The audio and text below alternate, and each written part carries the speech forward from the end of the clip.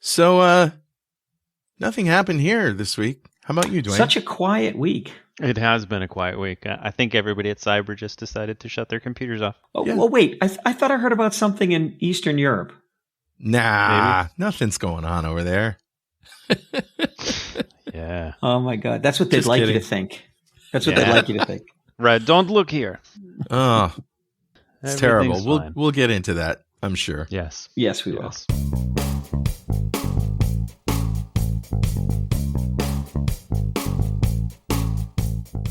So, yeah, Ukraine is obviously in the news, and as it relates to security, it's also in the news.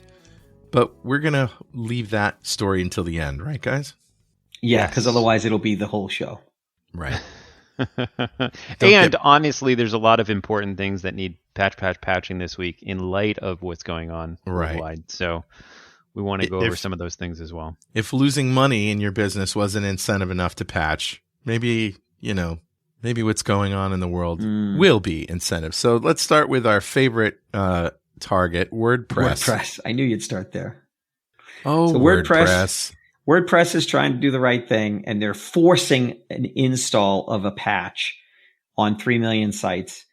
Even if you have your configuration set to not auto patch, too bad. If they can get to you, you're going to get patched. Somebody's going to get mad about that. Well, it happens. It's something that, we don't have time to wait. It's too big of a thing. This is probably good news.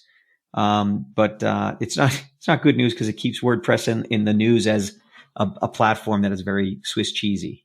Yeah, and for those of you who are wondering what this is the Updraft Plus plugin.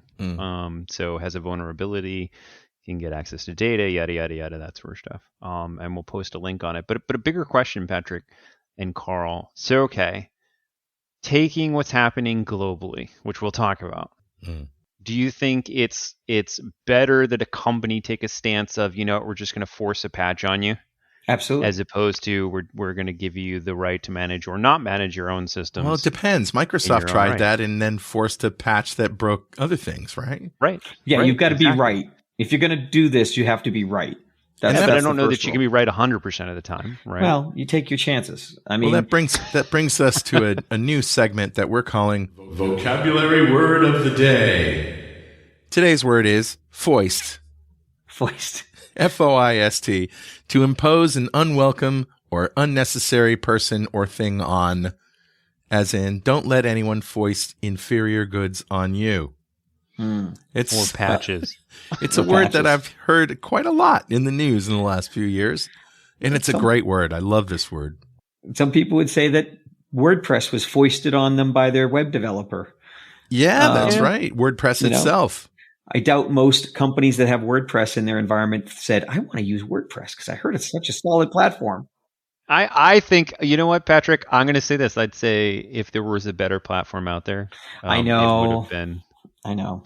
It would have succeeded WordPress. Because honestly, I know we beat on WordPress a lot. And for all of you listeners who have WordPress sites, it's WordPress plugins. It's the massive store of add-ons that you can put. Actually, it's a very similar situation with your iPhone.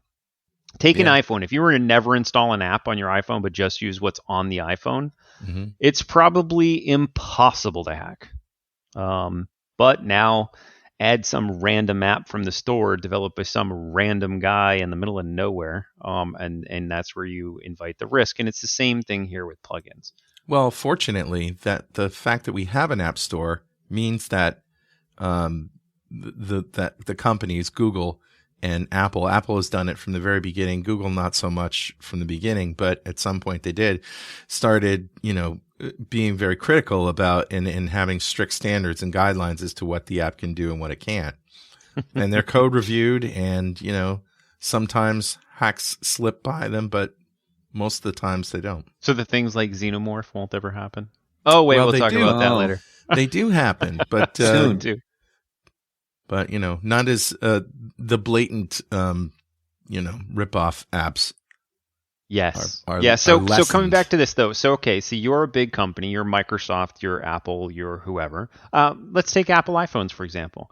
A lot of people right now globally really concerned about, maintaining secure communications and that sort of stuff. Right. If there was a discovered O-Day being exploited out in the wild right now in an iPhone communications where we could read SMS or do whatever, should Apple force that patch on every phone connected to a network?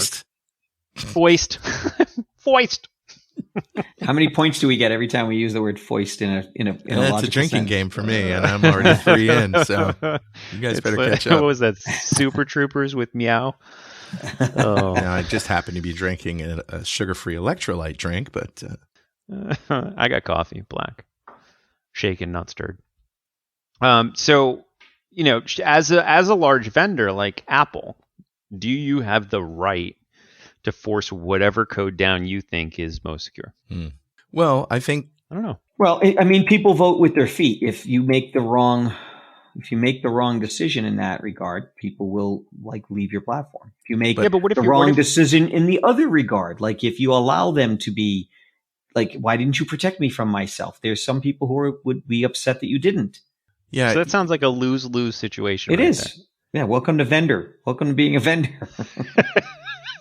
Welcome to life, my friend. Right. You're damned if you do and damned if you don't. Just by having an app installed on your phone that you went and installed. In fact, it happens all the time. There's nothing stopping the maker of that app from foisting a new version on you. And that new version may have ads that weren't in the first version. It may have more frequent ads. It may have features disabled that were free before, and now you have to pay for them. So app makers foist their updates on you. If Apple foisted a security patch, I would welcome it personally. They know more about that stuff than I do. Yeah, honestly, I would too. I, for one, welcome our alien overlords.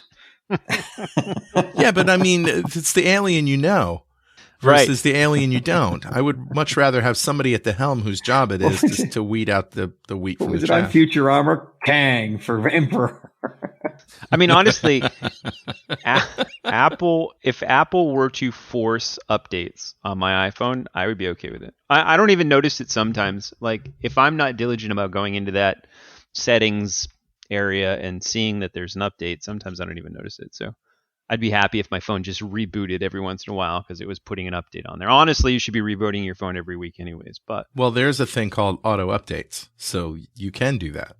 I have it turned on. It seems to download but doesn't apply them because I have malware running it on all the time, so it's busy. Wait a minute. You have malware running on your phone all the time? I think we all probably do. All. I thought it was intentional malware. Oh, I'd like to install this malware because that's awesome. Yes, and this malware is awesome. I want to watch this one for a while. I want to see how it works. I mostly use my phone as a phone, and so I don't think I'm too bad. And I want to see you rocking the flip phone again, just to see. Hey, don't tempt me. So I saw Elton Brown in concert last night. Is that like a cover band for Elton John? He actually has a band. He plays guitar and sings. But it wasn't a music.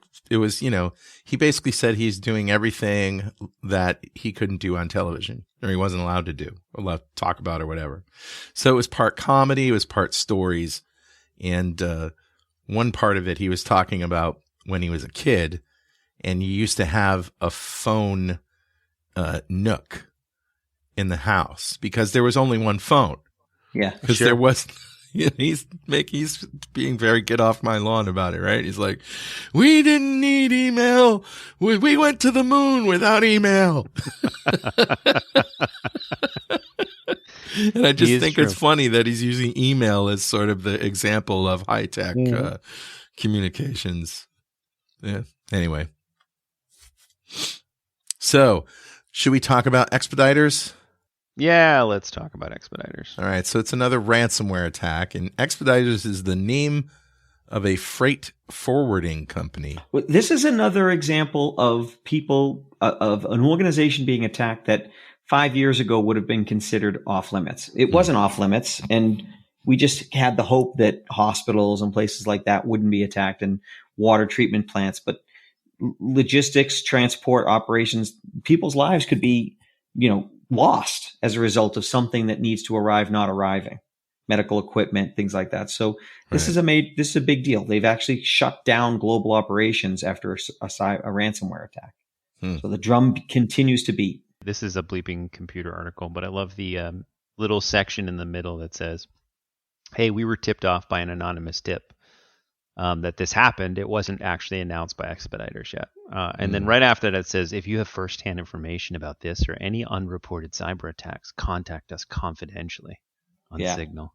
And we promise to keep it to ourselves. Yeah. Confidentially. Yeah. That way nobody knows you're announcing a cyber attack. What's interesting is statistically, this is probably a Russian attack, right? Yeah. Most likely. Most malware out there today is either running on a Russian platform, was Russian developed originally and then purchased, or is being operated by Russian operatives. So it's just interesting that, that side of the business is still going, so good for them. They start talking about Russia now. Well, we got to keep that till the end, Patrick. I know you can't wait. Keep it away. Easy. Rush. Put down the guns, Patrick. Russia. No. No. Down, boy. Carl rolls up the paper. I'm going to tell you, and this is a PSA for everybody who's listening to this show right now, which is probably going to be a couple days after. Don't click on anything. That's Except if it's sent by Dwayne. Especially if it's sent by Dwayne. I was going to say, if it's sent by me, you should double not click on it. Wait, double not click? Hey, Carl, double not click on that link I just sent you. What are you kidding me? I've done that before. So actually, you have to share the story about this weekend. This week. I don't know the weekend. Let me do it. I can sensitize it. So we went to an event, and Dwayne and our guys ran into somebody who they had a great time talking to. Who was an awesome guy. And all they ended up having was his name. And they said, oh, we should have invited him to dinner. We're going out to dinner tonight. Let's see if we can invite him. So they didn't have his phone number. So of course we employed our tactics to locate his phone number. They found his phone number and his daughter's phone number for cells. And they called him and said, hey, we're going out to dinner. He went, oh yeah, I'd love to join you. And then he's like, how did you get my cell number? I didn't give you my cell number. and then he's like, what's creepy after that is I said, yeah, I'd love to go out to dinner. That'd be great. He said, then my daughter texted me and was like, hey dad, there's these guys who want to go out to dinner with you. And he was like, how did you get my that's horrifying. He's like, now I need to make sure you guys are I at least talk to you. We're friends, right? We're friends. Yeah. No serial killing between friends, right? Yeah. I mean, honestly, just be super careful, be super diligent over the next, always, but honestly, over the next couple of months, you're going to see, I'm sure, influx. Yeah. Over the next always, an influx of just attempts at ransomware and attempts at running backdoors and exploiting systems and that sort of stuff. Yeah. So you want to be uber super duper careful and make sure you click on nothing. Read the URLs where things come from. Yep. Read the email. Don't open emails from anybody you don't know. Yeah. Don't open any invoices that you weren't expecting. Mastercard.russiaplace.ru is not a MasterCard domain. Mastercard.ru. But it says MasterCard in the name. But yeah. Okay. All right. Xenomorph. A newly hatched banking Trojan. And first of all, I don't want to use a Trojan that was newly hatched, nor do I want to use it for banking. A Trojan has one purpose, and it's a purpose that I don't need to use anymore. So, because Troy has fallen already? Yeah. Yeah, that's right. That's what I mean. That Trojan. Because this is a family friendly show. So Xenomorph, for those of you who don't know, is the from the Aliens series. That's what they call them. Is Xenomorphs. Actually, have you guys ever read that entire line of books? No. I did read major parts of it, but not all of it. There's 9 or 10 books. They're awesome. They're really, really. It's cool to see how they all. So the reason the alien from Aliens is a xenomorph is that whoever its host is, it takes on its characteristics. Yes. And so if it infected a cat instead of a person, it would be quadrupedal instead of bipedal. Mm-hmm. Interesting. So it's a and there's xenomorph. your xenomorph knowledge. And it would sit around the house thinking that it owned the place and ignore everything that you say to it. Cough up fur balls. Actually, I'm huge in balls. Oddly enough, not just computer tech and hacking, but I'm huge into board games, and I have a Xenomorph board game, which is interesting. You actually play through all of it's cooperative, and you play through all the scenarios in the movies. Wow. So you can play like That's Hadley's super cool. Hope and all that good stuff, which is really cool. But anyways, coming back to the Trojan. Back to the banking Trojan. Boop-a-doop boop. So this Trojan says, based on intelligence gathered, users in 56 different European banks, 56 different European banks are among targets of this new Android malware Trojan distributed on the official Google Play Store. Hey, remember that thing I was telling you about the Play stores being really diligent about keeping malware off your phones? Yeah, that was bullcrap. Sorry. Bang up job. Bang up job. Well, okay, I don't get this. I'm going to sidebar for a second. Google Project Zero is probably one of the best security zero-day discovering machines I've ever seen. These people are some of the best of the best of the best. Like every time you see a lot of new exploits coming out, security researchers, it's usually the Project Zero team. The guys are amazing, guys and gals are amazing at what they do. So this is what stuns me is when you see these guys who are on the forefront of discovering zero-day exploits and new malware variants and that sort of stuff. And then you have the store who's like, I don't know, their backyard. Right. It's like their cousin that nobody likes, and they're like, yeah, it's okay. Just take whatever app. We're not gonna really help you at all. I don't understand it. It doesn't make any sense to me. In the Google ecosystem, you would think they'd all play nicely together and nobody would ever be able to get anything malicious. I wonder if there's politics to bear and they're not allowed to snoop in their own backyard and they're just looking for dirty laundry for everyone else. No, because maybe. But I'll tell you, the Google Project Zero team has found stuff in their own applications in Android and in Microsoft and in you name it. Have they found anything in the store? I don't know if they target the store. Hey, can we talk about Xenomorph? Hey, let's talk about Xenomorph. So, Google Play Store, there are more than 50,000 installations of this, and this is a banking Trojan. So it's in a banking application, obviously. Yeah. And it's called Xenomorph because it takes on the characteristics of its host.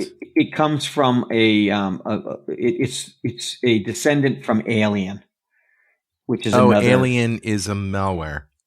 Yeah. Okay. And so it's believed that it's probably developed by the people who brought you Alien. Ooh. Or somebody who knows the code really well, because what they're seeing in the field is an implementation that has lots of code and lots of logging, and some of the code's not active yet. So it's still in development. It's still it's an early version. There's more planned. Let's put it that way. Well, what's interesting about this is it's not like you're downloading like the Bank of America application, right? It's like you're downloading one of the ones they found is called Fast Cleaner. Right, so it was an application aimed at just speeding up the device by removing unused clutter. Oh my god! Right, and removing and making your battery more optimized. Who doesn't want that? You remember the story about somebody who released an application? I can't remember for what phone, but it was something that was supposedly made it waterproof. Oh my god! Press the button. Okay, your iPhone is now waterproof, and then a bunch of people went swimming with it by going swimming with it, and then it completely destroyed the phones. Yeah. Did they get their money back for that free app? No, for that free app. I'm just kidding. So, money back guarantee for this free app. Yeah, I think they voided the warranty for their phone, though.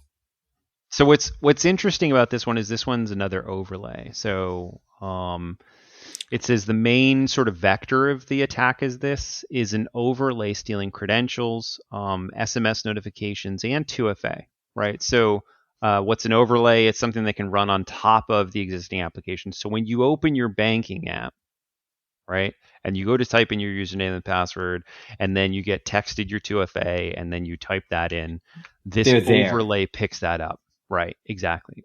So it has the ability to, and then send that all back to their command and control servers and that sort of stuff. So be careful. Be careful of random applications you have on your phone. Honestly, good cyber hygiene for your phone is A, if there are apps you're not using, remove them. And B, don't install an app unless you have an idea of its provenance. Yep, and reboot Next your week's phone word. Once a week. Provenance. Provenance. Provenance. Provenance, which means Providence is a city near Carl. Provenance. That's the story, the backstory. The history of this thing. Where did it come from? Yes. It's lineage, not province, which is entirely different. Yeah. Okay. So, if you have extra applications or applications on your phone you're not using, remove them. If you don't know the background, what rights are being requested for an app, right? And you're not comfortable with them, don't install it. If you don't know the company and or individual developing that app, I wouldn't install it. And just once a week, I would definitely reboot your phone. That'll make you more secure than most. Okay. And the only thing better than that would be to switch to iPhone. Okay. Unfortunately, he's not kidding. Unfortunately, that is actually a really good one. All right. Yeah. So modified CryptBot info stealer being distributed. What's that all about? Oh, the crypto bot. So this is something I wanted to bring to everybody's attention because we're just seeing a lot more of the crypto mining, but now we're seeing a lot more of the crypto wallet stealing. Because as crypto becomes more mainstream, more people have a wallet. The malware is taking the chance that they're going to infect someone and they'll have a wallet and they can just steal all the crypto out of it. Oh, right. So if you have an app on your iPhone or your Android or any device actually, and the device gets infected, then you can probably say goodbye to anything that's in that wallet because they'll just move it to another wallet and move it, 18 times, put it through washers, and you'll never see it again. Yeah, and what's tough here, though, is a majority of this CryptBot info stealer is deployed through stolen software. So if you don't want to pay for Adobe or you don't want to pay for, some You'll piece pay of for software. Yeah, exactly. You could either pay Adobe or you could pay the ransomware stealing guys because you're going to go to some site that's on the internet. And of course it looks shady because you're doing a shady thing by downloading software and not paying the vendor. Right. And sure enough, most of that is now infected with a piece of malware that could steal information. And that's always been a risk, honestly. Yeah, anytime you get something, script kiddies infect themselves all the time trying to get scripts to run to go after other people. It's just very common. Right. Well, and this is like, take something like Adobe Photoshop. Let's say you wanted to download an old copy of Adobe Photoshop and run it that doesn't require a serial number. Mm-hmm. That some reverse engineer who's smart enough to go into the Adobe setup package and strip out the serial number checker has modified that package. Yeah. So there's literally no limit to what they could do in there. Yeah. Right. What could go wrong? What could go wrong? Okay. Internet software. So I think we should talk about the big news of the day now. What's that? I don't know what you're talking about. Microsoft's doing a great job at patching. All right. Have a nice day. No. Yeah. Okay. That's it. Have a good one. No. So by the time this goes to air, which will be in a few days, today is Thursday, the 24th at 2:35 right. p.m. on West Coast time because I'm traveling this week. So it could be different, but I'll take a chance and I'll prognosticate a little bit. I'll predict. Okay. I think that either Russia will go through and roll up and I don't think they'll have an easy time of it, but it's possible. It's possible they'll just outgun and there won't be an extended battle. I think that's unlikely, but it's possible. If that happens, then there'll be sanctions, there'll be recriminations, but Europe needs their gas and oil. They've already, prepared themselves for sanctions. They're hard to punish. It's like having a kid with no friends who doesn't like to leave their room trying to punish them. unless you're willing to beat them up, which we're not willing to beat up Russia. They're just difficult to punish. So Russia is difficult for the West to punish. What's more likely, I think, is that Ukraine is the largest country in Europe, geography-wise. It's bigger than France. Yeah. And they are not bad fighters at all. So they're not a pushover. And so what we could see is this is going to be a protracted war with an insurgency, and Russia is going to bleed. And if that happens, then it could weaken Putin's hold at home. It could lead to many, many deaths. It's a bad road no matter what happens. Right. But this will be a turning point very likely for Putin's Russia. And it may even lead to the end of Putin's Russia, and it becomes something else afterwards.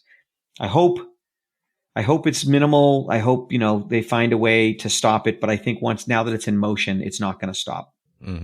Okay. It's very good to hear your thoughts about that, because since, you think about these things a lot more than the rest of us do. Way too much. Yeah. So on that sobering, narrative and thought, we're faced with the fact that Russia has one of its primary exports is ransomware. Yeah. And I don't think I think they're going to make up for all of their other exports diminishing by sending more ransomware out. I don't think it's going to go down. So you think that the sanctions aren't going to hurt them as much as we think they are, because they can just go hijack any computer in the world and That's a good question, because it's possible. That's how North Korea funds itself. But I don't think Russia can make enough money. I mean, Russia would have to triple all the ransomware in the world to put a serious dent, because they're a multi-trillion-dollar economy. Well, they're also fighting the war with Ukraine with cyber attacks, right? Yes, yeah. And so this is our last story. Ukraine computers hit by data wiping software as Russia launched the invasion. And we talked about data wiping software as opposed to killware as opposed to ransomware, right? Yeah.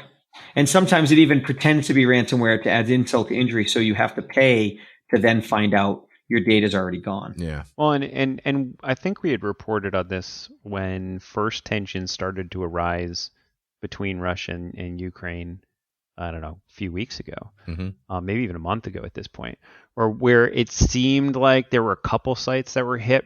And I think those were probably early variants of what they've massively deployed for denial of service and wiping attacks for the Ministry of Defense, Foreign Affairs, Ministry of Internal Affairs. All of those are now getting hit with these wiper attacks. It's interesting to watch these things from a cyber perspective, because you can definitely see Russia was telegraphing the punch. And really, if you take a look historically at all massive sort of cyber attacks, you see the same exact patterns where, different types of bots or different types of malware are just getting, just invented or prepared to be used in a massive strike. And then if you start taking a look at small infections first, and it's just them testing to see how well that works. So, side story. I have a friend from Kyiv. I think I told you guys last week. And I reached out to him to see, what does he think of all this? And of course, he's not happy about it. But even more so, his wife's mother is 80 years old and living in that region that is being invaded right now by herself. And there's no way they can get her out. And there's no way they can get in. And so I don't think the Russians are going to try to decimate the territory. They want to turn Ukraine into a satellite country the way Belarus is right now. They want it to be intact. They want it to have an economy. They want to have empire again. That's what Putin really wants. He said it himself. Right. He wants an empire. He wants that empire back. So that means he doesn't want to destroy it. But there isn't the unity between the Ukrainians and the Russians that he says there is. He claims, I saw a very interesting photo where after Putin made an announcement about how, Russia invented Ukrainian society. Russia was the founder of Ukrainian society. And it showed a picture of these churches in Kiev and the years they were built and it showed pictures of the forest that Moscow was at the time these churches were all built, because Moscow, it wasn't a city back at that time. And so I don't think they're going to fall in line. They're not as well equipped military. They're not as big militarily, but they're not, they're on their home turf. I think it's going to be a long, grinding war. I don't know. It's a bad situation all around. Yeah.